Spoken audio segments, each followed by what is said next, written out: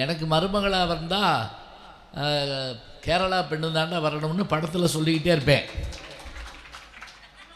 அது பாருங்க என்னாச்சு தெரியுமா, அந்த படம் ஓடிச்சோ ஓடலையேங்க, என் பையன் கேரளா பொண்ணை தான் கல்யாணம் பண்ணிக்கிட்டாரு.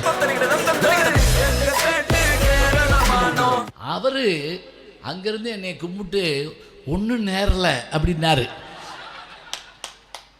நான் ஐயா நேரலைன்னா அப்படியா சொல்ல, ஆங்கிலத்தில் லைவா அப்படின்னு கேட்கணும். அப்படி தமிழில் கேளுங்க அப்படின்னாரு.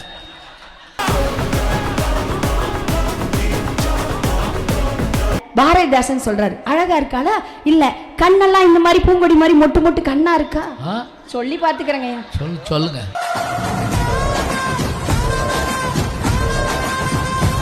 நல்ல கைத்தட்டி ரசிச்சிங்க அப்படின்னா சுகர்லாம் வராதுயா. சுகர் வராதுயா, சுகர் வராது. கைதட்டி தான் சுகர் வராது, சுகர் வராது, பிரஷர் வராது, கொலஸ்ட்ரால் வராது.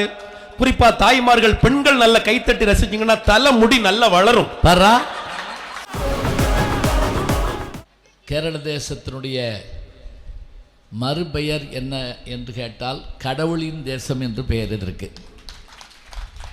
இது எப்படி நான் இவ்வளவு தெளிவாக சொல்கிறேன் அப்படின்னா, கேரள நாட்டில் பெண்களுடனேன்னு ஒரு திரைப்படத்தில் நான் நடித்தேன். அது என் பையனை வற்புறுத்திக்கிட்டே இருப்பேன். அந்த படத்தில் என்ன சொல்லுவேன்னா, எப்பா நீ போய் கேரளா பாடுறா, அது கடவுளின் தேசம்டா, அங்கே இயற்கை இருக்குது, எல்லாமே நல்லா இருக்குது. எனக்கு மருமகளாக வந்தால் கேரளா பெண்ணு தாண்டா வரணும்னு படத்தில் சொல்லிக்கிட்டே இருப்பேன். அது பாருங்க என்னாச்சு தெரியுமா, அந்த படம் ஓடிச்சோ ஓடலையேங்க, என் பையன் கேரளா பொண்ணை தான் கல்யாணம் பண்ணிக்கிட்டாரு. அந்த படம் முழுக்க பார்த்தா அது கடைசியில் என்ன செய்வாங்கன்னா, அந்த படத்தோட கிளைமாக்ஸ் நல்லாயிருக்கும். அந்த பொண்ணோட தகப்பனார் எனக்கு வந்து கல்யாணம் பண்ணி கொடுத்துட்டு, நாங்கள் கேரளத்தில் இருந்தாலும் கூட எங்களுக்கு பூர்வீகம் தமிழ்நாடும் பாரு, உடனே எனக்கு அப்படியே இடிவிழுந்த மாதிரி ஆயிடும். அப்புறம் என்ன செய்வேங்கிறீங்க, இந்த பாலக்காட்டு ஆத்துக்கரையத்தில் உட்காந்து பேரனுக்கு சொல்லிக்கிட்டு இருப்பேன், உங்கள் அப்பந்தான் என் பேச்சை கேட்கல, நீயாவது அடுத்த கல்யாணத்தை இங்கே தான் உன்னுடைய கல்யாணத்தை பண்ணணும் அப்படின்னு சொல்லிக்கிட்டு இருப்பேன். இந்த மாதிரியான ஒரு எனக்கு வாழ்நாளில் மறக்க முடியாத ஒரு விஷயம் அது. இந்த அற்புதமான பகுதியிலே இங்கே அமைந்திருக்கக்கூடிய ஸ்ரீ அலர்மேலு மங்கை சமேத கல்யாண பிரசன்ன வெங்கடாஜலபதி திருக்கோயிலுடைய இந்த நல் விழாவிலே, இந்த அழைப்புதலே வெங்கடாஜலபதி எவ்வளவு ஆடம்பர பிரியர், எப்படியான ஒரு அழகான விருப்ப பிரியர், அபிஷேக பிரியர்ங்கிற கேட்ட வகையில் இதை வந்து ரிஷி அவர்கள் ரொம்ப அருமையாக இங்கே நமக்காக பண்ணி கொடுத்துருக்கிறாரு. அவருக்கு நம்முடைய பாராட்டுக்கள் நல்லா சொல்லணும். இந்த பக்கத்தை பிரண்டி பார்க்க நமக்கு அவ்வளவு அருமையாக இருக்குது. இந்த நிகழ்வில் எங்களை எல்லாம் அழைத்து பேசுவதற்கான வாய்ப்பினை தந்து இவ்வளவு திரளாக வந்து அமர்ந்து, எனக்கு தெரிஞ்சு நாங்கள் வந்து உட்கார்ந்துருப்போம், எல்லோரும் இந்த வரட்டும் அந்த வரட்டும் சொல்லுவாங்க. ஆனால் நீங்கள் எல்லோரும் வீட்டுக்கு ஒருவராக வந்து எங்களை பெருமை சேர்த்திருக்கிறீர்கள். எங்களுக்கு ரொம்ப வாழ்த்துக்கள், பாராட்டுக்கள்.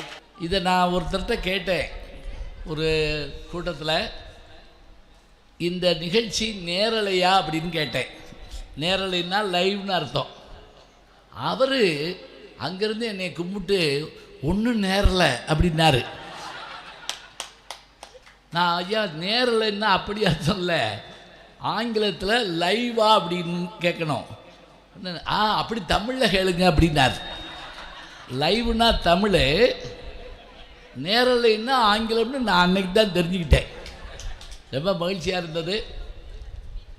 இங்கே இந்த நிகழ்ச்சியில் ஏற்பாடு செய்து எனக்கு தெரிஞ்சுங்க, நான் இடத்துல ஒரு 50 ஆண்டு காலமாக அந்த மேடையில் இருக்கேன். எனக்கு தெரிஞ்ச வரைக்கும் இந்த நிகழ்ச்சியில் ஒரு சிறப்பு என்னன்னா, போன ஆண்டே இந்த தேதியை வாங்கிட்டாங்க என்கிட்ட. ஒரு ஆண்டா என்கிட்ட தேதி கொடுத்து, எனக்கு என்ன பயம் தெரியுங்களா, வழக்கமாக 1 மாதம் முன்னாடி கேட்பாங்க, 3 மாதம் முன்னாடி கேட்பாங்க. இந்த ஓராண்டாக அவங்க நினைவுபடுத்த எனக்கு அதுக்கு முதல்ல வரக்கூடிய நிகழ்ச்சியெல்லாம் யோசிச்சு பயந்து இதுக்கு இடையில நான் 2 தடவை துபாய் போயிட்டு வந்துட்டேன், ஜனவரி மாதம் அமெரிக்காவுக்கு போயிட்டு வந்துட்டேன், போன ஆண்டு அதே மாதிரி பல ஊர்களுக்கு போயிட்டு வந்துட்டேன். இத்தனையும் போயிட்டு வந்தாலும் கூட எம்பெருமான் நாராயணன் என்னை இங்கே வருமாறு பணித்திருக்கிறார் என்று சொன்னால் அது நான் செய்த புண்ணியம். அதற்கு முக்கிய காரணம் யார் என்று கேட்டால், இங்கே தன்னுடைய வயதை தைரியமாக சொல்கிற அளவுக்கு மேடைக்கு வந்தாங்க பாருங்க ஒரு பெண்மணி. அது சாதாரணம் கிடையாது. அவர்கள் ஆமாம் 71 வயது இளங்கின்னு சொன்னாங்க. 72 நினைக்கிறேன். 75 நல்லா கைதட்டுங்க. 75 வயது இளம் பெண் மாதிரி அவங்க நல்ல தமிழில் வாசித்து என்னை பாராட்டி நான் பெற்ற பட்டங்களை எல்லாம் சொல்லி அவர்தான் இவர் அப்படின்னு சொல்லி என்னென்னு பிழை இருந்தாலும் பொறுத்துக்கொள்க அப்படின்னாங்க. பிழையேதும் இல்லை. ஏன்னா இந்த வயதில் யாரும் கையை பிடிக்காமல் மேடையேறி வர்றதே பெரிய விஷயம். ஒரு தடவை ஜலதரங்கம்னு ஒரு கருவி கேள்விப்பட்டிருக்கீங்களா? ஜலதரங்கம்னு ஒரு கருவி பார்த்துருப்பேன்னு நினைக்கிறேன். நான் சொல்கிறேன், வானொலி ரேடியோ ஸ்டேஷனுக்கு போயிருந்தேன் மதுரையில். அப்போ ஒரு 80 வயது பெரியவங்க ஒரு அம்மா, ஜலதரங்கம்னா என்னன்னு சொல்கிறீங்க, பல வகையான கிண்ணங்களை வச்சு அதில் தண்ணீர் வச்சுருப்பாங்க. கையில் ஒரு சின்ன ஒரு இது வச்சு டிங் டிங் டிங் டிங் டிங் டிங் டிங் டிங் இதுக்கு பேர் தான் ஜலதரங்கம்னு. ஜலம்னா தண்ணி. இதில் அந்த சுருதி மாறுறதா இருந்தால் என்ன செய்யணுமா, தண்ணீரை கூட்டினாலோ குறைச்சாலோ அந்த சுருதி மாறுமா. அப்படி தண்ணி வச்சு அப்படி அவங்க அதை வாசிக்கிறாங்க. அங்கே கேட்க அவ்வளவு இனிமையாக இருக்குதுங்க. அந்த கிண்ணத்தில் அந்த சின்ன இது படுது, அந்த தண்ணீர் தெறிக்குது, அவ்வளோ அழகாக இருக்குது. நான் என் கூட வந்த நண்பர்கிட்ட சொன்னேன், என்ன ஆச்சரியம் பாருங்க அப்படின்னேன். அவர் உடனே 80 வயசில் வாசிக்கிறாங்களே அதைத்தானே சொல்கிறீங்க அப்படின்னாரு. இல்லை 80 வயசில் கிண்ணம் எங்கே இருக்குன்னு தெரியுதே அப்படின்னேன். ஏன்னா அவர் வீட்டுக்கு இந்த பக்கம் அடிச்சுக்கிட்டு இருந்தாங்கன்னு வைங்க, அது முக்கியம் இல்லையா? ஏன்னா நமக்கு நான் ஒரு நண்பர் வீட்டுக்கு அவருடைய அப்பாவுக்கு 80வது வயது பிறந்தநாளைக்கு கூப்பிட்டுருந்தார். அவர் அமெரிக்காவில் இருக்கார். சென்னையில் அந்த சதாப்தி இது நடக்குது, சதாபிஷேகம். நான் போயிருந்தேன். அப்போ அவரை கூப்பிட்டு கை கொடுத்தேன். பரவாயில்ல, 80 வயது அப்பாவுக்கு நீங்கள் எல்லாருமா இருந்து நல்லா இது பண்ணுறீங்க, வாழ்த்துக்கள். 80 வயதுலேயும் அவருக்கு நல்லா இளமையாக இருக்காரு அப்படின்னு. என்ன இப்படி சொல்கிறீங்க? இவருக்கு அண்ணே ஒருத்தர் இருக்கார், அவர் வந்தார் 82 வயசு. அடுத்த ஒருத்தர் 85 வயசு, நானும் அவர் அண்ணன் தான் அப்படின்னு வந்தார். அதுக்குள்ளே 90 வயசில் ஒருத்தர் நான் தான் மூத்த அண்ணன் அப்படின்னாரு. நான் உங்கள் அப்பாவை பார்க்காம போயிட்டேனே அப்படின்னேன். அது மட்டும் இல்லை, அந்த 92 வயசு 90 வயசு 85 வயசு 80 வயசு இத்தனை பேரும் கூடி உட்காந்துக்கிட்டு என்கிட்ட, நாங்கள் இத்தனை வயசில் டேப்லெட்ஸே எடுத்ததில்லை, மாத்திரை மருந்து சாப்பிட்டதில்லை அப்படின்னு சொன்ன உடனே தாங்க எனக்கு நான் சாப்பிட வேண்டிய மாத்திரை ஞாபகம் வந்துச்சு. டிரைவர் உடனே கூப்பிட்டு மாத்திரை கொண்டு வா. ஏன்னா இவங்க சொன்ன அதிர்ச்சியை என்னால் தாங்க முடியல. 80 85 வயசு வரைக்கும் 90 வயசு வரைக்கும் நலமாக இருப்பதற்கான உடலும் மனமும் இறைவன் தந்திருக்கிறான் என்பதே பெரிய பெருமை. அதனால தான் 60 70 என்று நாம் வருகிற போதெல்லாம் நாம் சென்று இறைவனை நன்றி செலுத்திவிட்டு வருகிறோம். திருக்கடையூருக்குள்ளே போகிறதுனுடைய நோக்கம் அதுதாங்க. எங்களை அன்போடு வரவேற்று வரவேற்புரை மிகச்சிறப்பாக தமிழிலே சொல்லி பெருமை சேர்த்த வணக்கத்துக்குரிய அம்மையார் திருமதி இந்திரா ராமசாமி அவர்களும் அவர்களுடைய கணவரும் அவர்கள் வீட்டில் இருக்கக்கூடிய நண்பர்களும் எல்லாரும் எங்களோட தொலைபேசியில் பேசிக்கிட்டே இருப்பாங்க. அவர்கள் அத்தனை பேருக்கும் நான் அவர்களை வாழ்த்துகிறேன். பல்லாண்டு பல்லாண்டு பல்லாயிரத்தாண்டு பல கோடி 100,000 ஆண்டு அவர்கள் குடும்பம் வாழ வேண்டும் என்று வாழ்த்தி, அதே போல் நாங்கள் காலையிலே வந்துட்டோம். எல்லாம் சுற்றி பார்த்துட்டு உணவு இருந்ததுக்கு இங்கே தான் மதியானம் வந்தோம். இந்த அக்ரஹாரத்தினுடைய பெருமையை சொன்னாங்க. பார்க்க பார்க்க கண் அப்படியே மகிழ்ச்சியில் துள்ளுது. என்ன காரணம்னா, இந்த அமைப்பெல்லாம் இப்படியே நீங்கள் கட்டி காக்குறீங்க பாருங்கள், அது சாதாரணம் இல்லைங்க. ஏன்னா எத்தனையோ இடத்துல நான் பார்க்குறேன், அமெரிக்காவிலேயே இங்கே ரெட்டக்கோபுரம் இருந்ததுன்னு காட்டுறான், இருந்ததான். ஆனால் நம்மது அப்படி இல்லை, இருந்ததில்லை, எப்போதும் இருக்கும். அதுதான் இதனுடைய சிறப்பு. இந்த ஊரினுடைய அழகும் செழுமையும் பெருமையும் எப்போதும் இருக்கும். இங்கே நமக்கெல்லாம் வரவேற்பு சொன்ன இந்திரா ராமசாமி அவர்களுக்கும் திரு விவேக் அவர்களுக்கும் நம்ம எல்லாம் இன்முகத்தோடு வரவேற்ற KGBS திருமிகை அதனுடைய தலைவர் ஐயா வணக்கத்திற்குரிய எல்வி ராமச்சந்திரன் ஐயா அவர்களை நான் இருகரம் கூப்பி வணங்குறேன். என்னை கூப்பிட்டு உட்கார வச்சு இந்த ஊரோட பெருமை, கோவிலோட பெருமை, இங்கே இருக்கிற மக்களோட பெருமை சொன்னார். இங்கே பிறந்தவங்க தான் இன்றைக்கி உலகம் முழுவதும் நல்லா இருக்காங்க அப்படின்னார். எந்த இடத்துக்கு கற்றோருக்கு சென்ற இடமெல்லாம் சிறப்புன்னா, நாம் போகிற போது என்ன அப்படின்னா நம்முடைய தெய்வம் கூட வருவாங்க. வழிபடு தெய்வம் நிற்புறம் காப்ப அப்படின்னு தொல்காப்பியங்கிற பழைய இலக்கணம் சொல்லுதுங்க. வழிபடு தெய்வம், நீ என்ன தெய்வத்தை கும்பிடுறியோ அது உன் கூடவே வரும்னு அர்த்தமா. நீ போப்பா நான் வர்றேன் அப்படின்னு. நீ இருக்கும் இடத்தில் நான் இருப்பேன், எந்த நிலையிலும் உனக்கு துணை இருப்பேன், தாயிருக்கும் வரையில் கலக்கமில்லை, எந்த சபையிலும் உனக்கு நடுக்கமில்லை என்று கண்ணதாசனுடைய பாட்டை KP சுந்தராம்பாள் பாடுகிற போது மகாகவி காளிதாஸ் படத்தில் சென்று வா மகனே சென்று வா, அறிவை வென்று வா மகனே வென்றுவான்னு அந்த பாட்டை கேட்டு பாருங்க. அவ்வளவு அருமையாக இருக்கும். ரொம்ப இந்த ஊரினுடைய பெருமை என்னென்னா, உலகெங்கும் இருக்கிறார்கள் மக்கள். அங்கிருந்து சிறப்பாக வாழ்வதோடு மட்டுமில்லாமல் அள்ளி கொடுக்கிறார்கள்னு சொன்னார். அதுதான் ரொம்ப மகிழ்ச்சி ஐயா. அள்ளி கொடுக்கிறார்கள், கிள்ளி கொடுக்கலை, அள்ளி கொடுக்கிறார்கள். நம்ம சின்ன குழந்தைகள்கிட்ட ஏதாவது அது சாப்பிட்டுட்டு இருக்கிறத கேட்டோம்னா இது இவ்வளோடு பிச்சு வச்சுக்கோ அப்படின்னு கொடுக்கும். ஆனால் அது கூட தேவாமிர்தமாக இருக்குங்க. ஏன் தெரியுமா? நம்ம குழந்தை கைப்பட்ட விஷயம் அது அமிழ்தை காட்டிலும் சிறந்ததும்பார் திருவள்ளுவர்.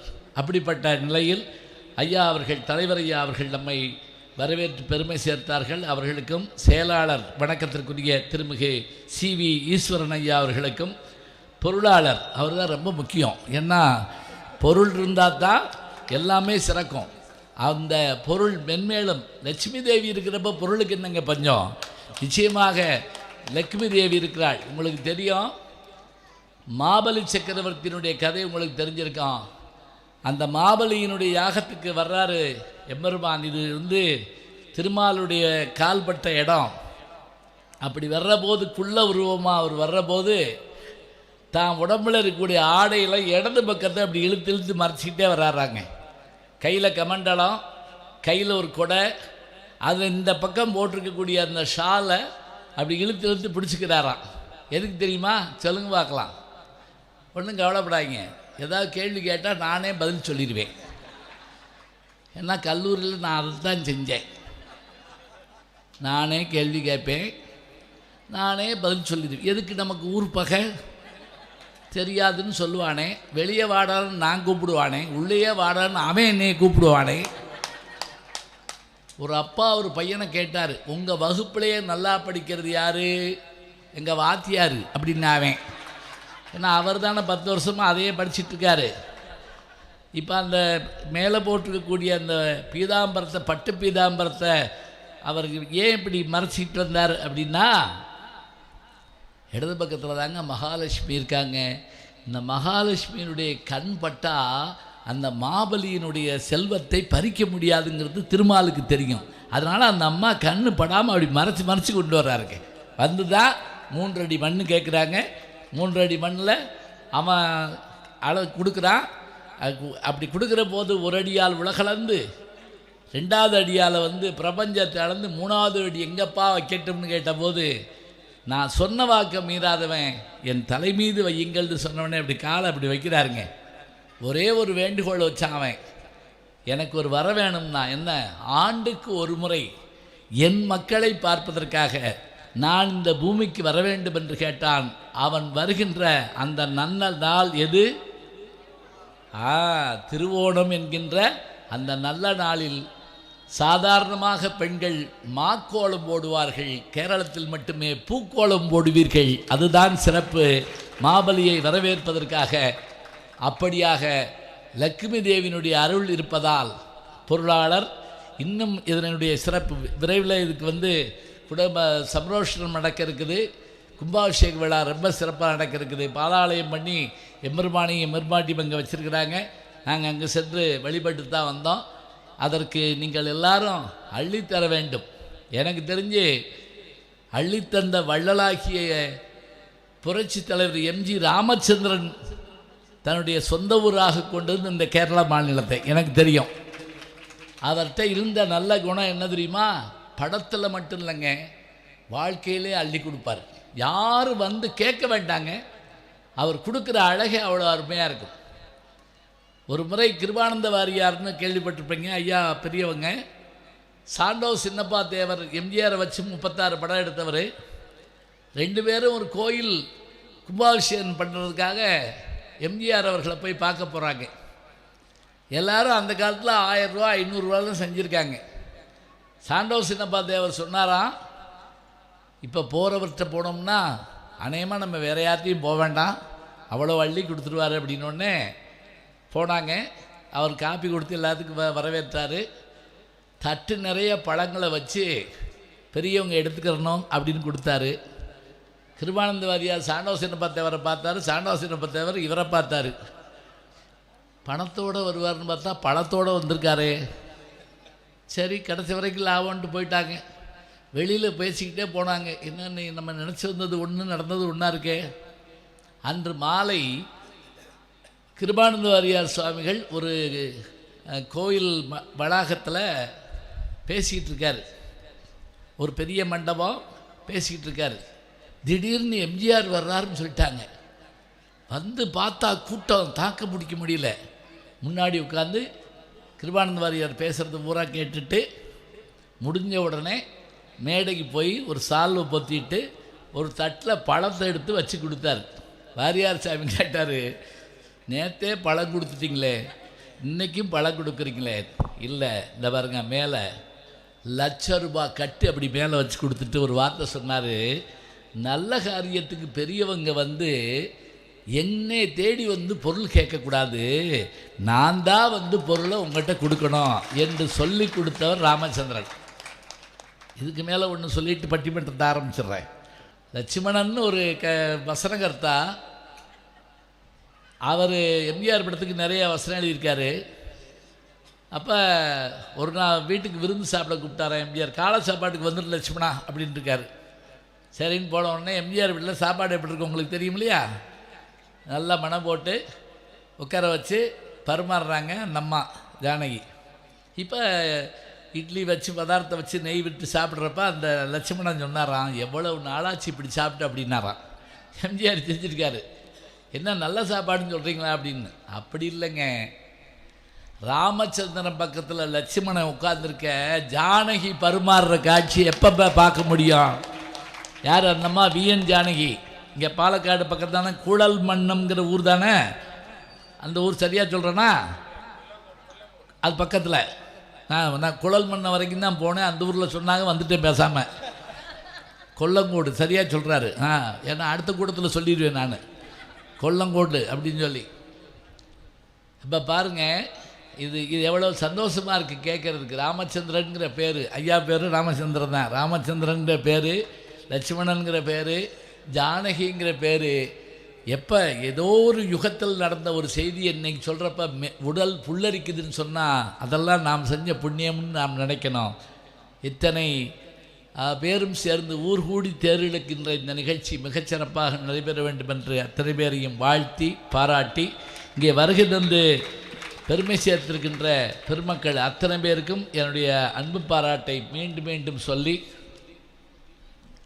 இந்த நிகழ்ச்சியிலே இத்தனை சிறப்பாக அமைவதற்கு காரணமாக இருந்து நமக்கெல்லாம் பெருமை சேர்க்கின்ற வணக்கத்திற்குரிய உமா மகேஸ்வரன் அவர்களுக்கு என்னுடைய அன்பு பாராட்டை மகிழ்வோடு தெரிவித்து, வந்திருக்கிற அத்தனை பேரையும் மீண்டும் மீண்டும் பாராட்டி, எம்பெருமானுடைய கிருபையால் உங்களுடைய நல்ல ஒரு ஆசியால் நாங்கள் பட்டிமன்றத்தை தொடங்குகிறோம். அவங்க அழகாக சொன்னாங்க, பட்டிமன்றம்னா என்ன அப்படின்னா அதை தனியாக பிரித்து பார்த்துடப்படாது. ஏன்னா இந்த ஊரில் அதுக்கு வேறு ஒரு அர்த்தம். அதனால் அது பொது இடம்னு அர்த்தம். இப்போ மன்றம் அப்படின்னு சொல்கிறோம் இல்லையா?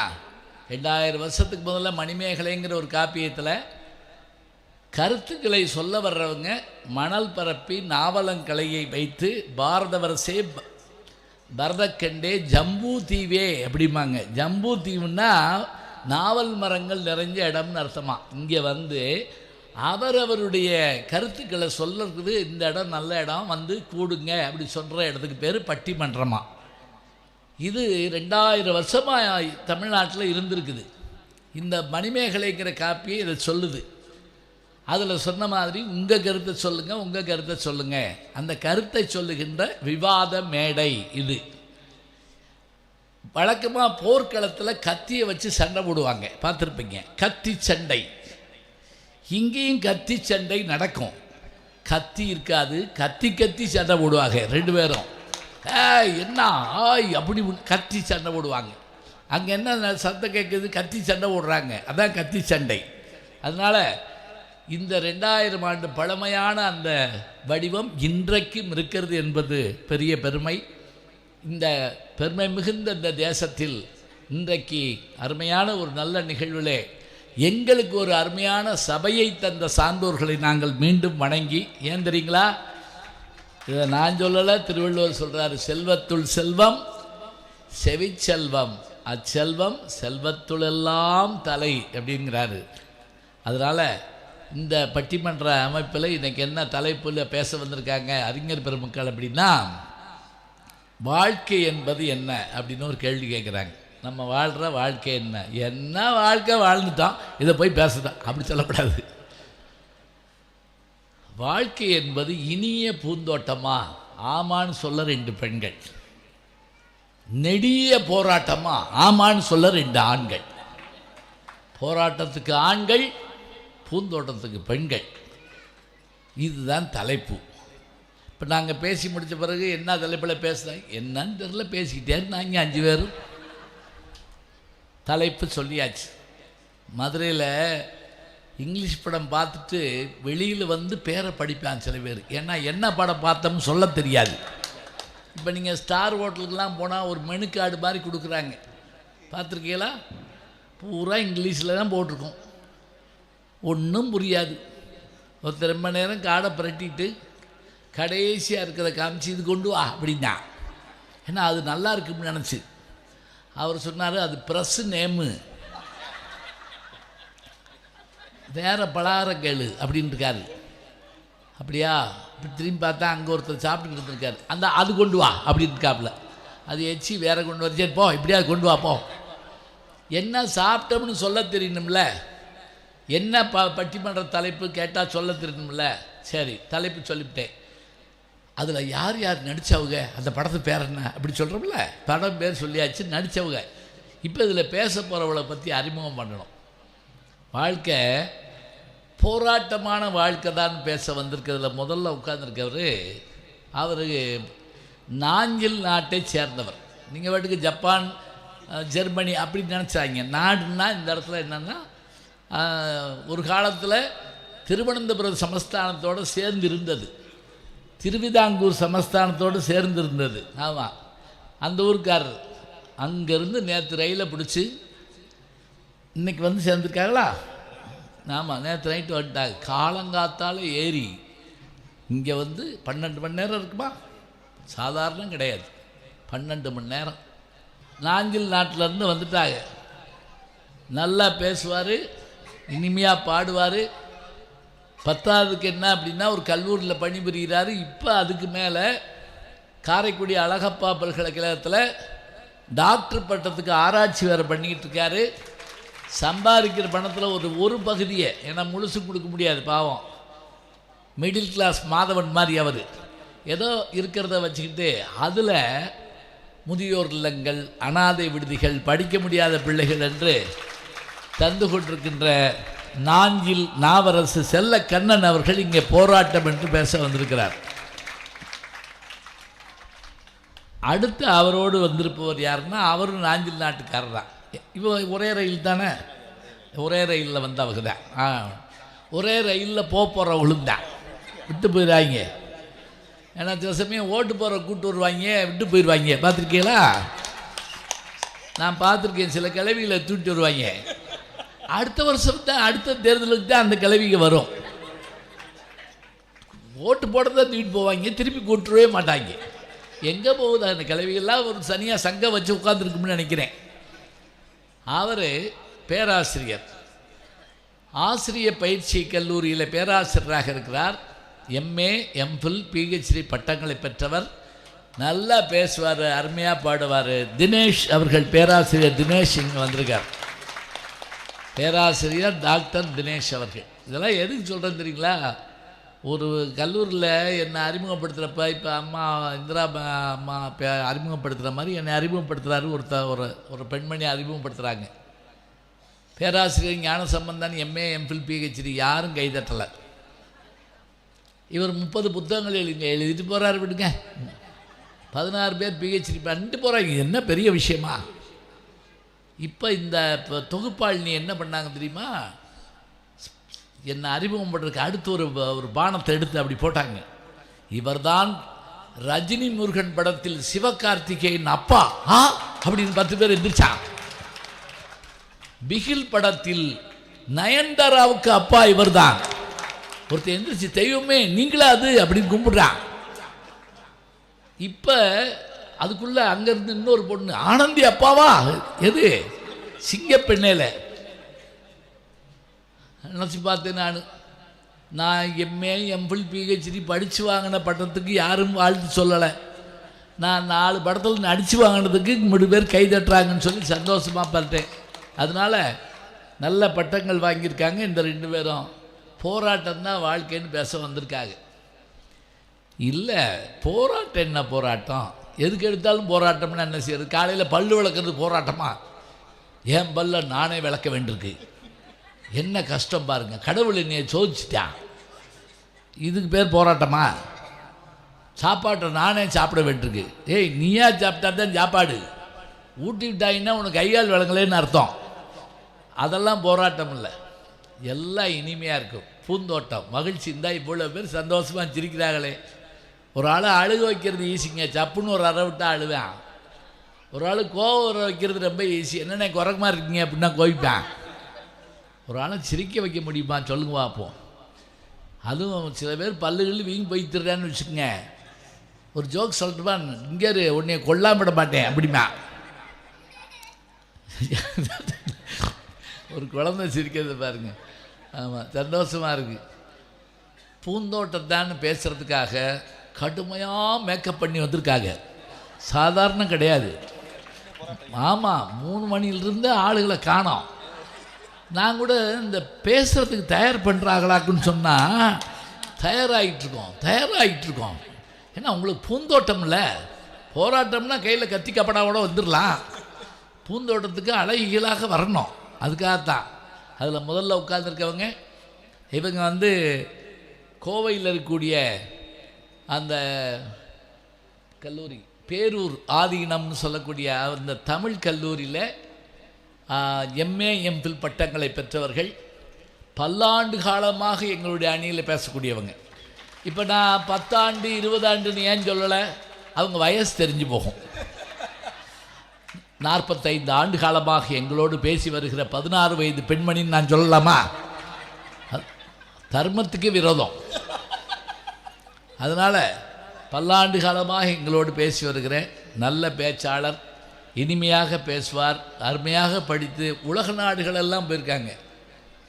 நம்ம எதுக்கு போயிருந்தோமே இப்போ சமீபத்தில் கோவா பக்கத்தில் கோவா டையூ டாமன் கேள்விப்பட்டிருப்பீங்க. அங்கே போயிருந்தோம்.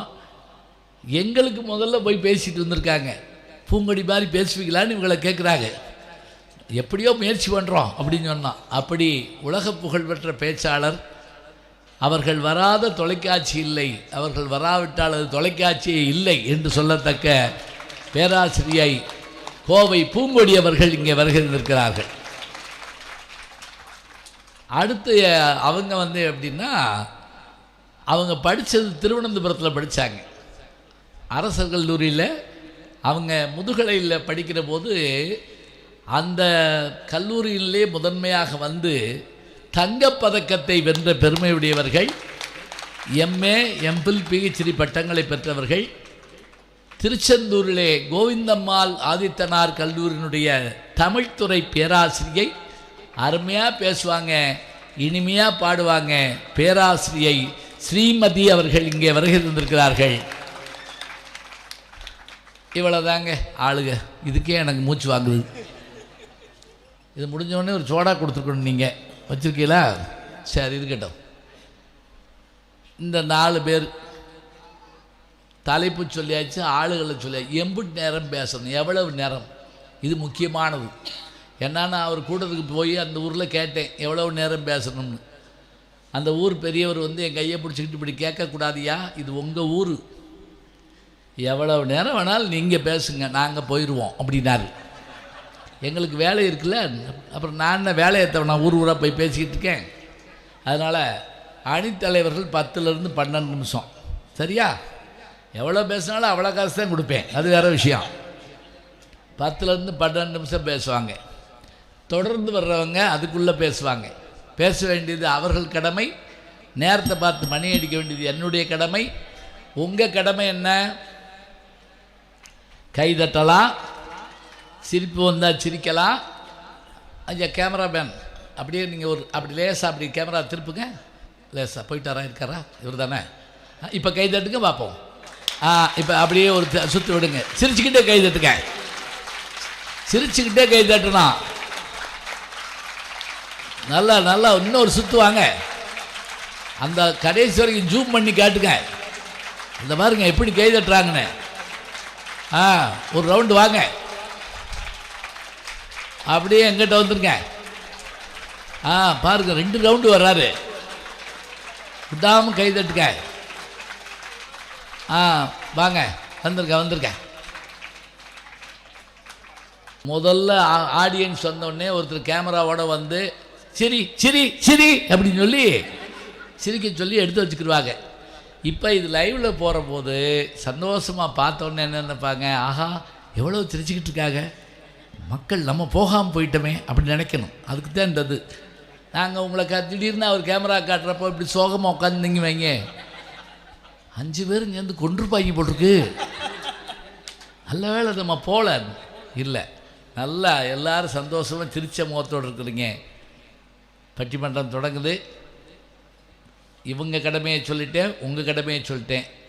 நீங்கள் கைதட்டலாம், சிரிக்கலாம். வீட்டுக்கு போகணும்னு நினச்சிங்கன்னு வைங்க, தப்பே கிடையாது. ஒரு 2 பேராக போங்க.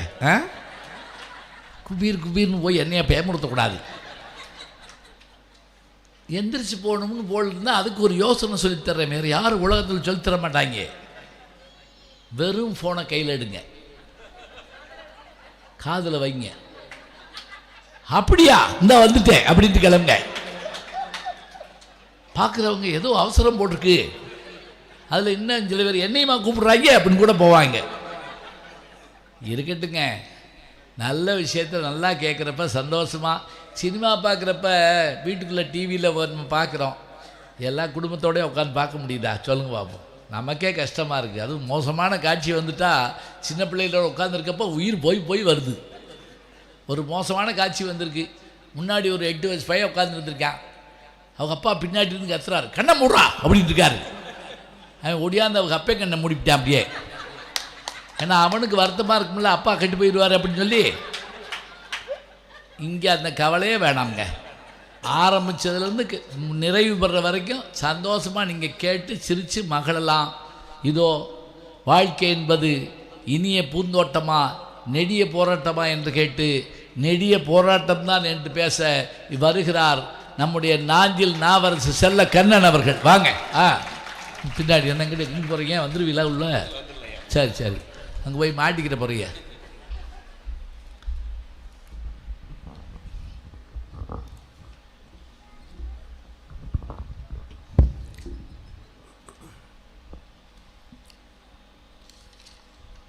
எல்லாம் வல்ல எல்லாமுமான இறைவனை மனதில் நினைத்து மதிப்பிற்கும் நல் மரியாதைக்கும் அன்பிற்கும் பாசத்திற்கும் உரிய சொற்களை விற்பனை செய்பவர்கள் மத்தியில் மக்கள் இதயத்திலே சொற்களை விதைத்து வரக்கூடிய மிகச்சிறந்த தமிழறிஞரும் சமீபத்திலே லண்டன் சென்று வாழ்நாள் விருது பெற்றிருக்கக்கூடிய சாதனையாளரும் பல விருதுகளுக்கு சொந்தமானவருமான மிகச்சிறந்த தமிழறிஞரும் எங்களுடைய வழிகாட்டியுமான ஐயா நடுவர் பிறந்தகை அவர்களே, இரு அணியிலும் வாதிடுவதற்காக வருகை இருந்திருக்கக்கூடிய பேச்சாளர் பெருமக்களே, இந்த நல்ல நிகழ்வினை மிகச் சிறப்பாக ஏற்பாடு செய்து நடாத்தி கொண்டிருக்கக்கூடிய ஆலயத்தின் நிர்வாக கமிட்டியை சார்ந்த பெருமக்கள், பெரியவர்கள், தாய்மார்கள் அத்தனை பேருக்கும், அத்தனை சான்றோர் பெருமக்களுக்கும் அடியேனின் முதற்கண் அன்பு கலந்த வணக்கத்தை தெரிவித்துக் கொள்ளுகின்றேன். இன்னும் நல்ல கைத்தட்டலாம், காசா பணமா நல்ல கைத்தட்டலாம், அப்பதான் அவருக்கு பேச்சு வரும். ஆமா ஐயா. அதிலும் இங்கே வந்து கேரள தேசத்துல வந்து பேசணும் அப்படின்னா உண்மையிலே எம்பெருமான் பெருமாளுடைய பேர் அருள் கருணை, அவனருளால் அவன்தாள் வணங்கி என்று சொல்வது மாதிரி எம்பெருமான் இன்னைக்கு இங்கே அந்த பாக்கியத்தை கொடுத்திருக்கிறார். உண்மையிலே வாழ்நாள்ல பெற்ற மிகப்பெரிய பேராகவே நான் நினைக்கிறேன். நிச்சயமா உண்மையிலே அவ்வளவு பெரிய சந்தோஷம். அற்புதமான ஒரு சபை, நல்ல பேர் அறிஞர் பெருமக்கள், கல்வியாளர்கள். இந்த சபை கிடைக்கனாலே கொடுத்து வச்சிருக்கணும். அதனால நல்ல உற்சாகமா இருக்கணும். நல்ல கைத்தட்டி ரசிச்சிங்க அப்படின்னா சுகர்லாம் வராதுயா. சுகர் வராதுயா, சுகர் வராது. கைதட்டா சுகர் வராது, பிரஷர் வராது, கொலஸ்ட்ரால் வராது. குறிப்பா தாய்மார்கள், பெண்கள் நல்ல கைத்தட்டி ரசிச்சிங்கன்னா தலை முடி நல்லா வளரும். சத்தியமாயா, இது நான் சொல்லலையா, போன வாரம் தான் அமெரிக்காவில் கண்டுபிடிச்சிருக்காங்க. சந்தேகமா இருந்தா போய் கேட்டு வந்திருக்கேன். ஏன்னா நம்மளுடைய உடம்புல உள்ள நாடி நரம்புகள் அத்தனையும் நல்ல உற்சாகமா வேலை செய்ய, நோயே வராது. ஏன்னா அந்த உலகத்துல உண்மையான கோடீஸ்வரர் பணக்காரர் யார் அப்படின்னா 10 கார் வச்சிருக்கிறவர் பணக்காரன் கோடீஸ்வரனா இல்ல, 100 ஏக்கர் நிலம் வச்சிருக்கிறவன் பணக்காரன் கோடீஸ்வரனா இல்ல, அரண்மனை மாதிரி பெரிய வீடு கட்டிருக்கிறவர் பணக்காரன் கோடீஸ்வரனா இல்ல, நோயே இல்லாதவன் கோடீஸ்வரன். அருமை அருமை அருமை. கடனே இல்லாதவன் லட்சாதிபதி. ஆடி கார்ல போறதெல்லாம் முக்கியம், ஆம்புலன்ஸ்ல போகாம எம்பெருமா நம்மளை காப்பாற்றணும். அதுக்காக தான் இந்த விழா. நடுவர் அவர்களே, இன்னைக்கு அருமையான ஒரு தலைப்பு. அதாவது வெற்றி என்பது தானாக வருவதில்லை, வெற்றி என்பது தானாக வருவதில்லை, அது வியர்வை துளியின் விளைச்சல். வாழ்க்கையே போர்க்களம், வாழ்ந்துதான் பார்க்கணும். போர்க்களம் மாறலாம், போர்கள் மாறாது. இது மாறாது.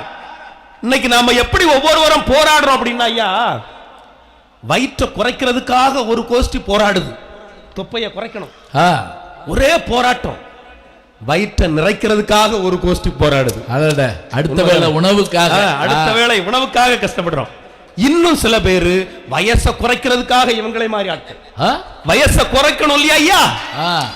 கல்யாண வீடுகள் எல்லாம் அவங்களுக்கு அப்படி என்ன வயசாச்சுக்கிறீங்க ஐயா? இப்போ என்ன ஒரு 24 வயது இருக்கு, 17 7 வருதா? 7 வருதுயா, வருது. அது அவங்க வீட்டுக்காரருக்கு 7. என்ன அவ்வளவு கஷ்டம் வயசை குறைக்கிறதுக்காக. அதுலயும் கல்யாண வீடுகள் எல்லாம் நம்ம பார்த்தோம்னா ஐயா, மணப்பெண்ணுக்கு மேக்கப்புக்கு எவ்வளவு செலவாகுது அப்படின்னா குறைந்தபட்சம் ஒரு 40,000 ரூபாய் செலவாகுது ஐயா, குறைந்தபட்சம் ஒரு 40,000 ரூபாய். இப்ப கல்யாணம் இந்த சமீப காலத்துல இதெல்லாம் செய்ய வேண்டியிருக்கு, வேற வழி இல்ல. ஆமா, இது பொண்ணுக்கு, பொண்ணோட அம்மாவுக்கு 80,000 ரூபாய் செலவாகுது. 80,000 ரூபாய். அது எதுக்கு? அவங்களுக்கு வயதாகுது இல்லையா. பொண்ணோட பாட்டிக்கு 1,20,000 ரூபாய் ஆகுது. அதெல்லாம் ரூம்குள்ள ஓட்டு பூட்ட வேண்டியதானே ஐயா. அப்போ நம்மளை அழகுபடுத்துறதுக்கும் அலங்காரம் படுத்துறதுக்கும் அத்தனையும் மிகப்பெரிய ஒரு போராட்டம். இன்னைக்கு பணத்தை சம்பாத்தியம் பண்றதுக்காக எவ்வளவு நம்ம கஷ்டப்படுறோம். அது இல்ல அப்படின்னா நம்ம சந்தோஷமா இருக்க முடியுமா, மகிழ்ச்சியாக இருக்க முடியுமா? ஒவ்வொரு வகையிலும் நாம போராடிக்கிட்டு தான் இருக்கோம். எல்லாருமே, ஒரு ஆள் மட்டும் இல்ல, எல்லா பேருமே போராடிக்கிட்டு தான் இருக்கோம். ஒண்ணும் இல்லையா, ஒரு காலத்துல ஒரு குழந்தை அழுதுன்னு வச்சுக்கோங்க ஐயா, பிள்ளை அழுது என்ன பண்ணுவோம், ஒரு பொம்மையை கொடுப்போம். இல்ல பிள்ளை தூக்கத்துக்கு அழுது அப்படின்னா ஒரு தாலாட்டு பாடுவோம். ஆமா, நாமளே பாடுவோம். இப்பெல்லாம் பல பேர் அப்படியெல்லாம் இல்லை, செல்போன்ல மொத்தமா ரெக்கார்ட் பண்ணி வச்சுட்டு எல்லாம் எடுத்து வச்சிருக்காங்க. தொட்டிலும் இப்ப இல்ல, அது வேற, எல்லாம் ஸ்பிரிங் தொட்டில் தான். அதை எடுத்து வச்சாச்சுன்னா பிள்ளை அழகா கேக்குது, அது பாட்டு தூங்கிடுது. என்ன ஆகி போச்சு அப்படின்னா, இப்ப பல்லு தேய்ச்சமோ இல்லையோ செல்ல தான் தேய்ச்சிக்கிட்டு இருக்கோம். காலையில இருந்தே பல்லு தேய்ச்சமோ இல்லையோ செல்லு தேய்ச்சிக்கிட்டு இருக்கோம். 24 மணி நேரம். அன்னைக்கு ஒரு பொம்பளை பிள்ளை வண்டியில போயிட்டு இருந்து பாருங்க, வர்றேன் வர்றேன் வர்றேன் அப்படின்னு சாக்கடைக்குள்ள விழுந்து, அதை பற்றி கூட கண்டுக்கிடல. பேசுடா பேசு, நீ பேசு, சிக்னல் ப்ராப்ளம். சிக்னல் ப்ராப்ளமா ஐயா? நேற்றைக்கு ஹோட்டல்ல சாப்பிட்டுக்கிட்டு இருந்தோம் ஐயா, நேற்று இரவு ஹோட்டல்ல சாப்பிட்டுக்கிட்டு இருந்தோம். எங்க பக்கத்துல அந்த முன்ன இல்லை பார்த்தா அப்படின்னா கிட்ஸ் ஏரியான்னு தான் இருக்கு, குழந்தைகளா இருக்கு. அழகா வச்சிருக்கியா. நம்ம எல்லாம் இப்போ வண்டியில் போனோம் அப்படின்னா ஜிபிஎஸ் ஆன் பண்ணி விட்டுருப்போம்ல, அது இந்த குழந்தைங்க அப்படியே மொபைலை பார்த்தே சாப்பிடுது. எப்படி ஆயிடுச்சு பாருங்க. இது நேரத்துக்கு அதுக்கு தனி பில்லா? அதுக்கு ஆனா அதுக்கு இருக்கும் ஐயா, இருக்கும். யாரு கண்டா இருக்கும். அதை பார்த்துட்டு என்ன சாப்பிடுதுன்னு அதுக்கு தெரியாது, சுவை தெரியாது. நம்ம ஒரு தலைமுறை எப்படி மாறிக்கிட்டு இருக்கோம் பாருங்க. எவ்வளவு பெரிய போராட்டத்துக்கு மத்தியில் நம்ம வாழ்ந்துட்டு இருக்கோம் பாருங்க. இன்னும் கொஞ்ச நாள் கழிச்சு பாருங்க ஐயா, ஏன் இப்பவே வந்துருச்சு. நம்ம இன்னைக்கு உணவுக்காக எப்படி போராடுறோம் தெரியுமா? நாம சாப்பிட வேண்டிய, நாம ருசித்து சாப்பிட வேண்டிய உணவு, நாம விரும்பக்கூடிய உணவு நமக்கு இன்னைக்கு கிடைக்காதுயா. அதுலயும் இப்பெல்லாம் எல்லா வீடுகள்லயும் நீங்க பாருங்க ஃப்ரிட்ஜ் வந்துட்டுல. சங்க காலத்து சாம்பார், புறநானூற்று புளிக்குழம்பு எல்லாம் அதுக்குள்ளதான் இருக்கும். ₹1,00,000 போட்டு ஃப்ரிட்ஜ் வாங்கி ₹1,000 புளிக்குழம்பு ஒரு வாரம் வச்சிருக்காங்க. ஒரு திருடே வந்து அது பீரோ வாக்குன்னு திறந்து அப்படியே மயக்கம் போட்டு விழுந்துட்டான். ஆவி அடிச்சிருச்சு அவனை. நிறைய வீடுகள்ல ஒரு 100 இட்லி 200 இட்லி எல்லாம் அவிச்சு அதுக்குள்ள அடைச்சு வச்சிடுறது. 5 இட்லியா தொடச்சி கொடுப்பாங்க சூடு பண்ணி. ஆமா, எப்படி ஆயிடுச்சு பாருங்க ஐயா. எங்க ஊர்ல ஒரு அம்மா 35 பட்டு புடவை அதுக்குள்ள எடுத்து வச்சிருக்கு ஃப்ரிட்ஜுக்குள்ள. ஆமா, ஏன் அப்படின்னு கேட்டேன். அப்பதான் உடுக்கும் போது நல்ல குளுகுளுன்னு இருக்குமா. ஓ, ஏன்னா இப்ப நல்ல வெப்பம் இல்லையா, சூடு இல்லையா. எப்படியெல்லாம் நாம வாழ்றோம் பாருங்க. எவ்வளவு பெரிய வாழ்க்கை மாற்றம். இதுல என்ன ஒரு சங்கடம், நான் இன்னும் என்ன ஒரு விஷயம் என்ன தெரியுமா ஐயா, நாம விரும்பி சாப்பிட வேண்டிய உணவை யாரோ ஒருத்தர் முடிவு பண்றாங்க. எல்லாம் ஆன்லைன்ல ஆர்டர் பண்ணிட்டோமா? இப்போ எல்லாமே ஆன்லைன்ல தானே. இப்போ அத்தனையுமே ஆன்லைன் தான். தொட்டுல் வர கட்டில் வர எல்லாமே ஆன்லைன் தான். ஸ்விக்கி சொமாட்டோவில் பண்றோமா, நமக்கு உணவு ஆர்டர் பண்றோம்.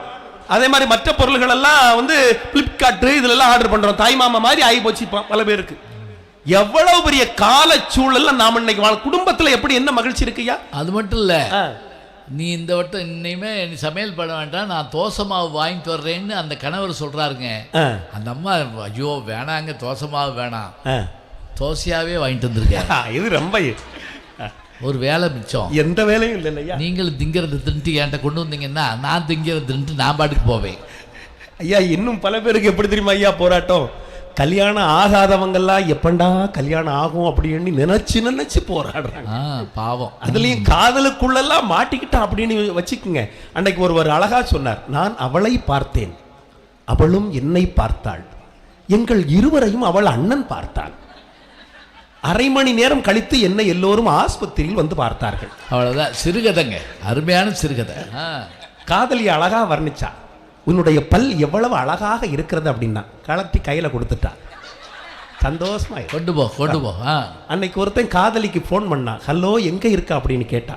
அந்த பொண்ணு அப்படி ஒரு பந்தாவில், இப்போ தான் நான் எங்கள் அப்பா ஆடி காரில் போய் அப்படியே எங்கள் பண்ணை வீட்டுக்கு போய் பணம் எடுத்துகிட்டு கடையில் போய் சாமானங்கள் எல்லாம் வாங்கிட்டு வீட்டுக்கு வந்துடுவேன், ஈவினிங் நான் உன்னை காண்டாக்ட் பண்ணுறேன், சரி நீ எங்கே இருக்கா அப்படின்னு அந்த பொண்ணு அவன்கிட்ட கேட்டா.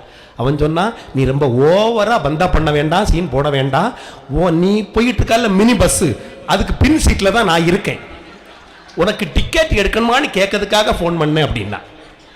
காதலியில் எவ்வளவு போராட்டம். ஒரு நிம்மதியான வாழ்க்கை இருக்கா? கல்யாண வாழ்க்கையில் ஒரு நிம்மதியான வாழ்க்கை இருக்கா? ஒன்றும் இல்லையா. தூங்கி முழிச்சு மனைவிக்கு பிறந்த நாள் அப்படின்னு சொல்லிட்டு ஒருவர் மனைவி அழகா வர்ணிச்சார். நம்ம வீட்டில் நீ உயிர் எழுத்து, நான் மெய் எழுத்து, நம்முடைய பிள்ளைகள் உயிர்மை எழுத்து அப்படின்னார். உடனே அந்த அம்மா சொல்லுது, உங்க அம்மா ஆயுத எழுத்து, நான் உங்களுக்கு வாக்கப்பட்டிருக்கிறது என் தலை எழுத்து. ஐயோ, நீங்க தேவையில்லா துணை எழுத்து. எப்படி மாற்றி பாருங்க, என்ன நிம்மதி இருக்கு குடும்ப வாழ்க்கையில. கணவன் மனைவி சந்தோஷமா இருக்காங்களா ஐயா? நினைச்சு பாருங்களேன், எந்த வீட்டுல நிம்மதி இருக்கு? கணவனால மனைவிக்கு பிரச்சனை, மனைவியால கணவனுக்கு பிரச்சனை, ரெண்டு பேரும் சொன்னா பிள்ளைகள் கேட்க மாட்டாங்க. பிள்ளைகள் எவ்வளவு பெரிய பிரச்சனையா. இன்னைக்கு சில பேர் என்ன பாருங்க, சொல்ற வார்த்தை கேட்க. ஐயா கல்லூரியில ஒருத்தன் ஒரு வாரம் வரல, ஏப்பா வரல அப்படின்னு கேட்டேன். நாய் கடிச்சிட்டு சார் அப்படின்னா. ஊசி போட்டியாடான்னு கேட்டேன். ஏன் அப்படி கேட்குறீங்க அப்படின்னா, ஒருவேளை ஊசி போடலைன்னா நீயும் நாய மாதிரி வெறி பிடிச்சு பல பேரை கடிக்க ஆரம்பிச்சிருவாடா அப்படின்னு. திடீர்னு ஒரு பேப்பர் எடுத்தா ஏதோ எழுதுறான், என்னப்பா எழுதுறா அப்படின்னு. ஒருவேளை வெறி பிடிச்சு கடிக்க ஆரம்பிச்சா யார் யாரெல்லாம் கடிக்கணும்னு ஒரு லிஸ்ட் போட்டுக்கிட்டு இருக்கேன் சார் அப்படின்னா. சத்தியமா பேப்பரை வாங்கி பார்க்க முத பேரு என் பேரத்தையா. என்ன அன்பு பாருங்க. ஒருத்தர் லேட்டா வந்தா, ஏண்டா லேட் அப்படின்னு. 10 ரூபாயை தொலைச்சிட்டேன் சார், தேடிக்கிட்டு இருந்தேன் அதனால லேட் ஆயிட்டு அப்படின்னா. இன்னும் ஒருவன் லேட்டா வந்தா, உனக்கு ஏண்டா லேட் அப்படின்னு. சார் அவன் தொலைச்சிருந்த 10 ரூபாயை காலுக்குள்ள போட்டு அமுக்கிக்கிட்டு இருந்தது நான் தான் அப்படிங்கிறான். எங்கேயுமே நிம்மதி இல்லையா. ஒரு வார்த்தை பேசினா 9 வார்த்தை சொல்றதுக்கு பசங்களும் ரெடியா இருக்கா, பிள்ளைகளும் ரெடியா இருக்கு. இன்னைக்கு ஒரு காலத்துல ஒவ்வொரு வீடுகள்லையும் குறைந்தபட்சம் ஒரு 10 பிள்ளைகள் இருக்கும் இல்லையா, 10 பிள்ளைங்க இருப்பாங்கல்ல, குறைந்தபட்சம் 10-12 பிள்ளைங்களா இருப்பாங்க. எங்க வீட்டுல எல்லாம் 11 பேருங்க பிறந்த பிள்ளைங்க, 5 பேர் நாங்க மிச்சம், 4 பொம்பளை பிள்ளை, நான் ஒரு ஆளு. இவ்வளவு இன்னைக்கு பாருங்க ஐயா, ஒரு பிள்ளை 2 பிள்ளை, அந்த 10 பிள்ளைங்களை வளர்த்து ஆளாகிறதுக்கு பெத்தவங்க என்ன கஷ்டப்பட்டிருப்பாங்களோ அதே கஷ்டத்தை இன்னைக்கு ஒரு பிள்ளைய வளர்க்கறதுல படுறோமா? உண்மைதானே? இது எவ்வளவு போராட்டம். இன்னைக்கு அவ்வளவு கஷ்டப்பட்டு பிள்ளைகளை வளர்த்து ஆளாக்கி ஒரு நல்ல நிலைமைக்கு ஆளாக்கி கொண்டு விட்டுட்டான்னு வச்சுக்கங்களேன், பிள்ளைகளால் நமக்கு நிம்மதி இருக்கும் அப்படின்னா, வயதாவன காலத்தில் இன்னைக்கு மூளை முடுக்குகளும் நிறைய ஆதரவற்ற ஆசிரமங்களும் முதியோர் இல்லங்களும் இன்னைக்கு பெருகி விட்டது. எனக்கு தெரியா, கொஞ்ச நாளைக்கு முன்ன ஒரு வீட்டில் கணவனுக்கும் மனைவிக்கும் பயங்கர சண்டையில மனைவியினுடைய நச்சரிப்பு தாங்க முடியாம கணவன் அவங்க அம்மாவை கொண்டு ஆசிரமத்தில் கொண்டு விட போனா ஐயா. விட்டுட்டு வந்தா, சங்கடத்துல தான் போனா, விட்டுட்டு வந்த உடனே மனைவி கேட்டாங்க, எங்க உங்க அம்மா எங்க அத்தை இப்ப சந்தோஷமா இருக்காங்களா அப்படின்னு. உடனே அவன் சொன்னா, ஆமாம்மா, எங்க அம்மாவுக்கு பேச்சு துணைக்கு ஆள் இல்லாம போயிருமோ அப்படின்னு நினைச்சேன். நான் எங்க அம்மாவை கொண்டு ஆசிரமத்தில் கொண்டு விட போனேன்னா உங்க அண்ணன் உங்க அம்மாவை கொண்டு ஆசிரமத்தில் விட வந்தான். உடனே இந்த மனைவிக்கு அப்படி ஒரு கோபம், எங்க அண்ணனுக்கு அறிவு இல்லை, மனைவிக்கு சொல்ல கேட்டு இப்படி கொண்டு விடுறான் அப்படின்னா. அவன் சொன்னா, உங்களுக்கு வந்தா ரத்தம், எனக்கு வந்தா தக்காளி சட்னியா? அதான இதாங்க வாழ்க்கை. இன்னைக்கு ஒவ்வொருவரும் ஒவ்வொரு விதமாக. இன்னும் ஒரு சங்கடமான ஒரு விஷயம் என்ன தெரியுமா, இன்னைக்கு மனித வாழ்க்கையே முடிவு பண்றது எப்படின்னா, அதாவது யாத்திரையை முடிவு பண்ணுவது மாத்திரை அப்படின்னு ஆகிட்டுல. ஆகா, யாத்திரையை முடிவு பண்ணுவது மாத்திரை. அதான் திரைக்கவிஞன் கூட ரொம்ப அழகா சொல்லுவான், சில நாள் இருந்தேன் கருவறையில், பல நாள் கிடந்தேன் சிறையறையில், அம்மா என்னை ஈன்றது அம்மாவாசையா, அதனால் பிறந்தது தொல்லையடா, ஆனால் என் மனம் வெள்ளையடா, பட்ட பாடு யாவுமே பாடம் தானடா, ஒரு பூந்தோட்டமா வாழ்க்கை இல்லை போராட்டமே வாழ்க்கை, ஒரு பூந்தோட்டமா வாழ்க்கை இல்லை போராட்டமே வாழ்க்கை, வானத்தை பார்த்தேன் பூமியை பார்த்தேன் மனுஷனை இன்னும் பார்க்கலையே அப்படின்னு சொல்றா. அப்படின்னா மிகப்பெரிய பிரச்சனைகளுக்கு மத்தியில் தான் நாம் வாழ்ந்து கொண்டிருக்கோம். பிரச்சனை வீட்டில் இருந்தால்தான் கோயிலே அர்ச்சனை என்று ஆகிவிட்டது. அதனால் நீங்க சொன்னது மாதிரி முதல்ல புரட்சி தலைவர் எம்ஜிஆர் பற்றி சொன்னீங்க. முதல் படத்திற்கு அவர் வாய்ப்பு கிடைக்கிறதுக்கு அவர் பட்ட பாடு, உணவுக்காக பட்ட கஷ்டம், உடைக்காக பட்ட கஷ்டம், உறவுகளுக்காக அவர் பட்ட பாடு, அவ்வளவு பாடுபட்டதனால தான் திரைத்துறையிலே அதே மாதிரி முதலமைச்சராக இருந்து பல பேருடைய வாழ்க்கையின் தலை எழுத்தையே மாற்றக்கூடிய அளவுக்கு வந்தார். அப்படின்னா அத்தனைக்கும் பின்னணியிலே மிகப்பெரிய ஒரு போராட்டம் இருக்கிறது. ஆண்டவனுடைய அருள் கிடைக்க வேண்டும் என்று சொன்னாலும் நாம் போராடிதான் பெற வேண்டும். அழுதுதான் இறைவனுடைய அடியை அடைந்திருக்கிறார்கள். சுதந்திர காற்றை நாம் இன்னைக்கு சந்தோஷமாக சுவாசித்துக் கொண்டிருக்கிறோம். அப்படின்னா பல பேருடைய மிகப்பெரிய தியாகம் தான் சுதந்திர போராட்டம். அதனால்தான் நாம் இன்னைக்கு சந்தோஷமாக இருக்கிறோம். அதனால் எந்த ஒரு சூழ்நிலையிலும் அதாவது இன்னைக்கு நமக்கு தெரியும், எல்லாருக்குமே தெரியும், வாழ்க்கை என்பது உங்களுக்கு பூந்தோட்டம் மாதிரி தெரியும். அதற்கு பின்னணியிலே மிகப்பெரிய போராட்டம் இருக்கிறது. போராடிதான் நம்முடைய வாழ்க்கையை சந்தோஷம் அடைய செய்ய முடியும். அதனால் போராட்டமே போராட்டமே போராட்டமே என்று சொல்லி வாய்ப்பளித்த அத்தனை பெருமக்களுக்கு நன்றி பாராட்டி விடைபெறுகின்ற நன்றி. வணக்கம் ஐயா. வாங்க, ரொம்ப அழகா வாழ்க்கையில எப்படியெல்லாம் போராட்டம் இருக்குங்கிறத சொன்னார். அதுவும் செல்ஃபோன் வந்த பிறகு வந்திருக்க போராட்டம் இருக்கு பாருங்க. என் நண்பர் சொன்னாருங்க, 4 நாளைக்கு முதல்ல என்கிட்ட சொல்கிறாரு, 4 நாளைக்கு முதல்ல செல்லை பார்த்துக்கிட்டே எங்கள் வீட்டுக்கு பதிலாக ஏற்ற வீட்டுக்குள்ளே போயிட்டேன். ஐயோ அப்புறம் அப்படின்னேன். அந்த அம்மாவும் செல்லை பார்த்துக்கிட்டே எனக்கு காப்பி ஓட்டு குடிச்சிட்டு வந்துட்டேன், நல்லா இருந்துச்சு அப்படின்னாரு. வேணும்னு கூட போயிருப்பாங்க, சொல்ல முடியாது. இப்போ காலம் மாற மாற போராட்ட களம் மாறிக்கிட்டு இருக்க, வர போராட்டம் நிற்கலைங்கிறாருங்க. என்ன செய்யறது? 10 பிள்ளையை பள்ளிக்கூடத்துக்கு அனுப்பின காலம் போய் ஒத்த பிள்ளையை அனுப்புறதுக்குள்ள குடும்பம் படுற பாடு காலம் காத்தால எப்பா இவ்வளவு இருக்கு. தொப்பையை குறைக்கணும்னாலும் உண்மை, அதே மாதிரி தொப்பையை நிரப்பணும்னாலும் போராட்டம் தான். ரொம்ப அழகாக சொன்னாங்க. இத்தனைக்கும் பதில் சொல்கிறதுக்கு வழக்கமாக ஆண்கள் பேசுகிறத காட்டிலும் பெண்கள் பேசினா தான் மரியாதை அதிகம். எப்படிங்கிறீங்களா? வீட்டு வாசலில் கள்ளப்பிள்ளையார் மாதிரி உட்காந்துருப்போம். ஒரு பிச்சைக்காரை கூட நம்மகிட்ட சொரு கேட்டதில்லை. அம்மா தாயே நம்மளை கேட்கணா, அப்பா பெரியப்பா 2 இட்லி போட்டு கேட்கணா, பெரியப்பனா பல்ல பேத்து விடுவோம். எங்கள் தமிழ்நாட்டில் பஸ்ஸில் ஆண்கள் சீட்டில் பெண்கள் உட்காரலாமுங்க. தப்பி தவறி ஒரு பெண் சீட்டில் ஆம்பளை உட்காந்துட்டா சில கிழவி தலை விரிச்சு போட்டு சாமி வந்து ஆடிடும். எந்திரி நாட்டை கெடுத்த நாய், அவன் காசில் தென்காசி போயிட்டுருப்பான். அந்த பஸ்ஸில் எழுதி போட்டிருக்கலாம், படித்து பார்த்தேன். பெண்களுக்கு எத்தனை எழுத்து? பெண்கள், பூவையர், பழைக்கரம், மகளிர், இத்தனையும் பத்தாது இங்கிலீஷில் லேடிஸ். ஆண்களுக்கு ஆண்கள் எழுதாட்ட கூட பரவாயில்லைங்க. திருடர்கள் ஜாக்கிரதை எப்படின்னு போட்டு இது யார் செஞ்ச வேலைன்னு தெரில. இருக்கட்டும் பரவாயில்ல. அம்மா இந்த போட்டிருக்காரு. நானாக இருந்தால் அழுதுகிட்டு ஓடிட்டு போயிருந்த பக்கம். ஆனால் பூங்கொடி அப்படி ஆள் கிடையாது. அவர்கள் எதையும் எதிர்த்து நின்று சாதிக்கக்கூடியவங்க. இதோ வாழ்க்கை என்பது இனிய பூந்தோட்டம் தான் என்று பேசுவதற்காக கோவை பூங்கொடி அவர்கள் வருகிறார்கள். வாங்க. ஆனாத செல்வத்து அரம்பையர்கள் தற்சூழ வானாளும் செல்வமும் மண்ணரசும் யான் வேண்டேன்.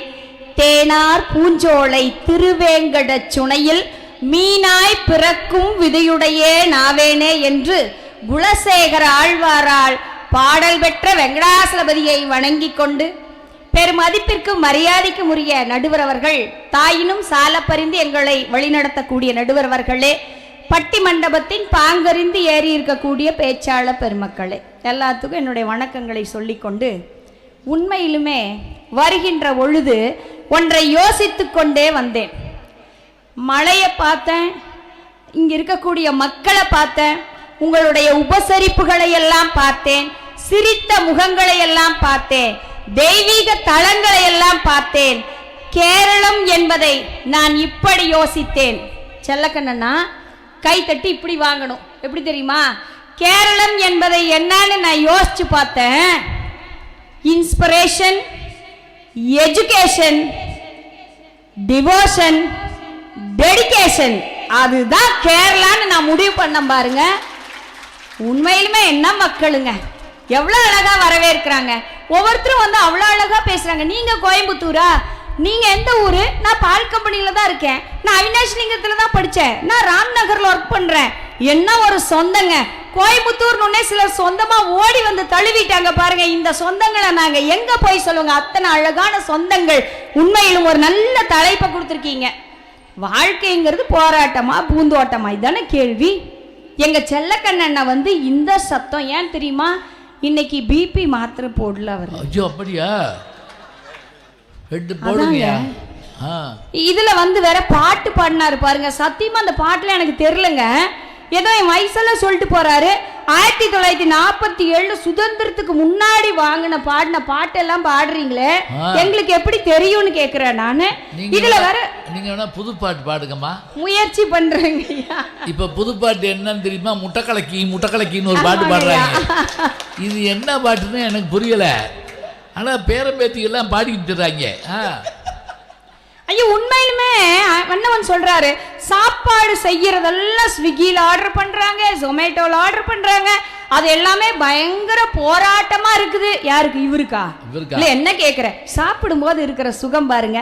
வேலைக்கு போறோம், கஷ்டப்படுறோம், வீட்டுக்கு வர்றோம், குக் பண்ண முடியல, புக் பண்ணி சாப்பிடுறோம். அவ்வளவுதான் வாழ்க்கை. அவ்வளவுதான் வாழ்க்கை. என்ன பஞ்சு டயலாக் பாருங்க. குக் பண்ண முடியல, புக் பண்ணி சாப்பிடுறோம், அவ்வளவுதான். இல்லைங்கம்மா, முந்திலாம் சமைச்சு தட்டுல போட்டீங்க, இப்ப நெட்ல போடுறீங்க, அவ்வளவுதான். உண்மையிலுமே வாழ்க்கைங்கிறது மத்தவங்களுக்கு பிடிச்ச மாதிரி பளபளப்பா வாழ்றது அல்லங்க வாழ்க்கை. நம்மளுக்கு பிடிச்ச மாதிரி சும்மா கலகலப்பா வாழ்றதாங்க வாழ்க்கைங்கிறது. நினைச்சு பாருங்க. அதாவது நம்ம பெரிய பணக்காரனா இருக்கணுங்கிறதுக்கு தாங்க போராடணும். கடங்காரனா இல்லாம இருக்கணுங்கிறதுக்கு எதுக்குங்க போராடணும்? நான் கேக்குறேன். நானு என் வாழ்க்கைங்கிறது என்ன தெரியுங்களா? என்னமோ பெருசா வந்து இட்லி மாதிரி தாங்க வாழ்க்கை. இட்லி மாதிரி தாங்க. இது ஒரு தத்துவங்க ஐயா. அப்படியே தத்துவமா? கூச்சிக்கிட்டமா? இட்லி மாதிரி தாங்க வாழ்க்கை. என்னதான் ஒருத்தர் குழியில தள்ளுனாலும் வெளியில வரும்போது சும்மா கும்முன்னு வர்ற பாருங்க, அதாங்க வாழ்க்கைங்கிறது. அப்பா அம்மா, திருவள்ளுவர் கூட இதை சொன்னது இல்லம்மா. என்ன பாருங்க, சந்தோஷமா சிரிக்கணுங்க. சிரிச்சா என்ன தெரியுங்களா? ஆயுள் கூட. அவர் சொன்னார் இல்லையா, முதல்ல என்ன சொன்னார்? சிரிங்க ஆயுள் கூடும். எங்க அணிக்காக பேசிட்டு போய் உட்காந்துருக்கிறாரு. இதைத்தான் வைரமுத்து சொன்னார். நல்லா சிரிங்க, ஒவ்வொரு முறையும் சிரிக்கின்ற பொழுது உங்களுடைய இருதயம் ஒட்டடை அடிக்கப்படுகிறதுன்னு சொன்னாருங்க, தூய்மைப்படுத்தப்படுகிறது. ஆயுள் கூடுதல்ல, ஹாப்பியா தான் இருக்கும். இப்ப நான்லாம் அங்க நடுவர் அவர்களே இங்க வந்துட்டுனல்ல, அவர் அங்க ரொம்ப ஹாப்பியா இருக்காரு. ஏன்? என் வீட்டுக்காரர். நான் கல்யாணத்துக்கு முன்னாடி எல்லாம் உண்மையிலுமே மாதிரி ராகு துர்க்கையை வேண்டி ராகு காலத்துல நல்ல கணவனா வரணும்னு வேண்டுனேன். அந்த ராகு காலமே எனக்கு கணவனா வந்து வாச்சது நடுவர் அவர்கள். பிடிச்ச மாதிரி உணவு சாப்பிட்றதுல எவ்வளவு சுகம் இருக்கு தெரியுங்களா? எவ்வளவு சுகம் இருக்கு தெரியுங்களா? போன வாரம் எல்லாம் நான் ஒரு ரசம் வச்சேங்க. ரசம் நீங்க நான் கஷ்டப்பட்டு யூடியூபை பார்த்து நடுவர் ரசம் யூடியூப் பார்த்து ஸ்டெப் பை ஸ்டெப்பா ரசம் வச்ச நடுவர் ரசம் வச்சு அவருக்கு ஊத்திட்டு எப்படி இருக்குதுன்னு கேட்டேன் பாருங்க. அவர் சொன்னாரு, இந்த ரசத்துக்கும் விஷத்துக்கும் ஒரே ஒரு எழுத்து வித்தியாசம் தான் சொன்னாருங்க. ஆனாலும் நான் அவருக்காக அவ்வளோ கஷ்டப்பட்டு வச்ச ரசத்துக்கா நடுவு ஒரு பாட்டு பாடினேன். முயற்சி தாங்க, ஒரு சின்ன முயற்சி. தூது வேளையலை அரைச்சு தொண்டையில தான் நினைச்சு மாமங்கிட்ட பேச போற நாள் கணக்கா. ஜம்முன்னு இருக்குங்க வாழ்க்கை. ரசம் நல்லா இருக்கும் இல்லையா? பாட்டு நல்லா இருக்குல்ல? சொன்னாரா? சொன்னார். சொல்ல மாட்டார் இல்லைங்கய்யா. இன்னொரு வாட்டி ட்ரை பண்ணி பாப்போம். இதுல வேற எங்க செல்ல கண்ணனே மேக்கப் போடுறாங்க. மேக்கப் போடுறாங்க, எதுக்கு மேக்கப் போடுறாங்க? இதை விட நம்ம மேட்சிங்கா போட்டுக்கிறோம் தெரியுங்களா? பெண்கள்லாம் மேட்சிங்கா போட்டுக்கிறோம். என்ன ட்ரெஸ்ஸு எல்லாம் பேண்டு பொட்டு எல்லாம் மேட்சிங்கா வச்சுக்கிறோம். நடுவர்கள் ஏன் மேட்சிங்கா வச்சுக்கிறோம்? வந்த கணவன் மேட்சிங்கா இல்லைனாலும் பரவாயில்ல, இதாவது மேட்சிங்கா போட்டுக்கலான்னு.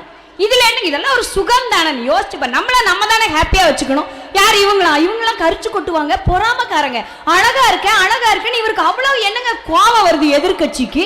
கேட்கிறேன் நானு. இதுல வேற நான் என்னங்க பெருசா மேக்கப் போட்டேன். ஜஸ்ட் 1330 rupees தான் நடுவர் அவர்களே மேக்கப் போட்டிருக்கேன். இங்கிலீஷ்ல சொன்னாப்ல ரூபா தானே. திருக்குறள் மாதிரி 1330 ரூபா தாங்க போட்டிருக்கேன். அது நீங்க பேமெண்ட்ல சேர்த்தாமையா போயிடுறீங்க. இல்ல இதெல்லாம் கேட்கிறேன் நானு. ஏங்க நான் யதார்த்தமா கேட்கிறேன். போராட்டம் என்பது வேற, உழைப்பு என்பது வேறு. தயவு செய்து ரெண்டையும் ஒண்ணா பண்ணாதீங்க. 30 நாள் கஷ்டப்படுறான், சம்பளம் வாங்குறான், வியர்வை சிந்துறான். நீங்க சொன்னீங்க இல்லையா, வியர்வை துளிகளின் விளைச்சல் அப்படின்னு சொன்னீங்கல்ல. சாதாரணம் இல்லைங்க, கஷ்டப்படுறான், உழைக்கிறான். அதுக்கு பேரு போராட்டம் கிடையாது. விடுதலைக்கு போராடினாங்கன்னா அதுக்கு பேரு போராட்டம். தன்னுடைய குடும்பத்துக்காக உழைத்தால் அதுக்கு பேரு உழைப்புங்க. உழைப்பு இல்லாம வாழ முடியுமா? சோம்பி கிடந்தால் சிலந்தி முன்னை சிறை பிடிக்கும், எழுந்து நடந்தால் எரிமலை உனக்கு வழி கொடுக்குங்க.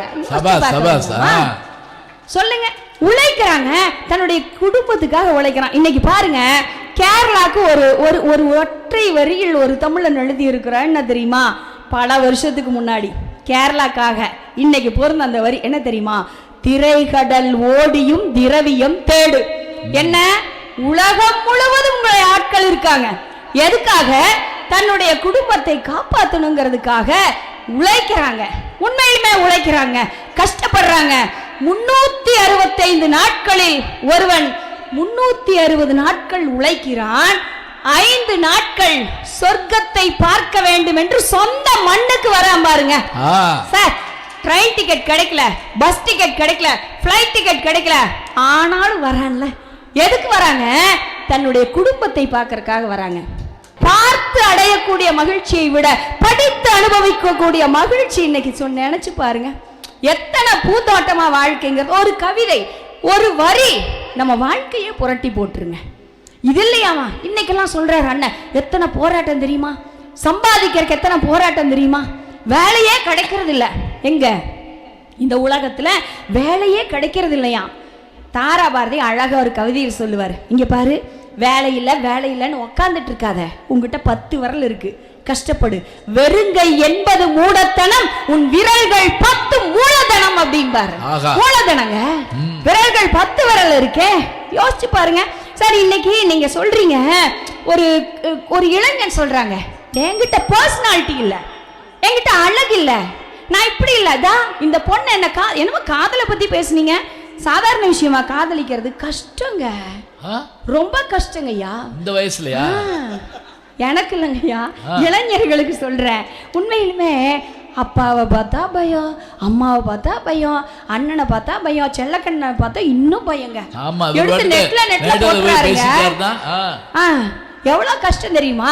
அதுக்கப்புறம் திருமணம்ங்கிற உறவு வருகின்ற பொழுது அவன் அடைகின்ற மகிழ்ச்சிக்கு உலகத்தில் எனக்கு பிடித்த ஒருவன், எனக்கு பிடித்த ஒருத்தி, திருமணம் பண்ண கடவுளர்கள் கூட பண்ணியிருக்காங்களே, காதல்ல எவ்வளோ சுகம் இருக்குங்க ஐயா, எவ்வளோ சுகம் இருக்குங்க ஐயா. யோசிச்சு பார்க்க வேண்டாமா?